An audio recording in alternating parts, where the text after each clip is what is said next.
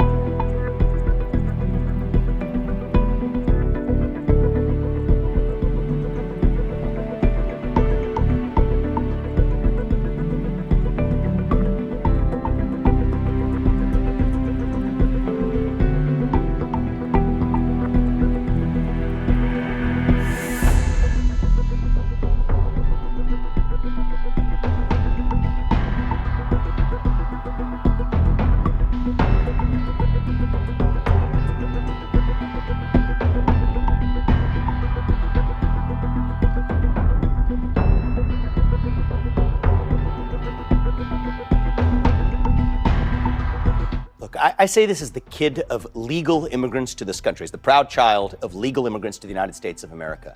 If your first act of entering this country broke the law, that doesn't allow you to remain in this country. You have no right to enter the United States. I mean, they came in as illegally. 2 or 3, 5 years old. Well, let me just say a few words about this. I think we're going to be pragmatic. A few basic principles that all Americans agree with are this, okay? One is no migration without consent. Think about your nation like a body. Number two is that consent should only be granted, and should be granted, to migrants who benefit the United States of America. But those who enter without consent must be removed.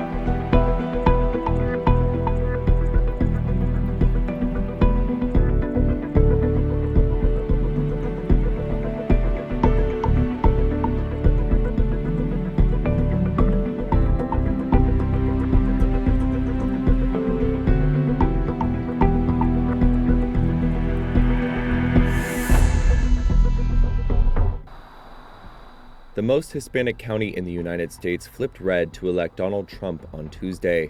It's the first time Starr County in South Texas has elected a Republican presidential candidate in more than a century.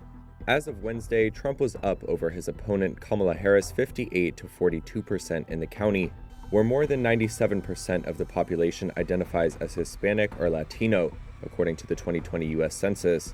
61-year-old Patricio Sainz Jr. is a Trump supporter and maintenance worker here. He says Harris and the Democrats overplayed their hand with Latino voters. I think they took the Latino vote for granted, and they saw through her lies. She got caught too many times lying. Sainz did not elaborate on what he thought Harris had lied about, but he said his support for Trump has also been fueled by concerns about the economy and inflation. And people have woken up, I said we go to H-E-B and we came by a fajita for $2.99 when Trump was there, as opposed now it's anywhere between $8.99 to $10.99.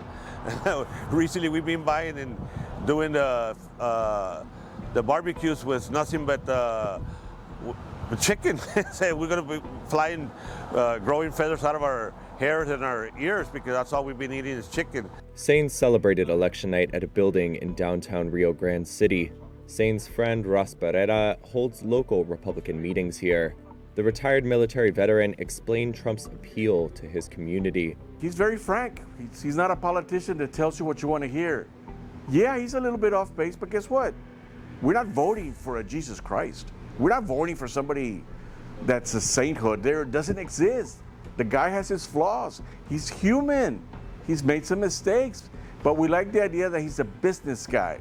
For the past 2 months, Barrera and other Republicans have organized so-called Trump trains, or caravans of vehicles parading through the streets in support of their candidate.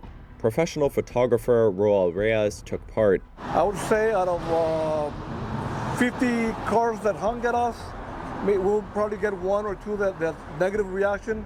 All the rest are, thumbs up, positive reaction. So that's when we saw that, we knew that we were going to get a red county this time. So yeah. Starr County is located in the Rio Grande Valley near the U.S.-Mexico border. Reyes says another reason he chose to support Trump was due to concerns about border security. The river's about half a mile down the road, and we see people, crossing all over the place, and that worries us because sometimes we have to be on the lookout. At home, sometimes you don't even feel safe, because of the people that are crossing.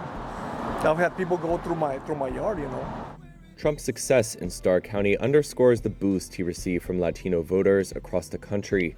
Compared to the 2020 election, Trump scored a 14 percentage point increase in his share of Hispanic voters nationally, according to an exit poll conducted by Edison Research.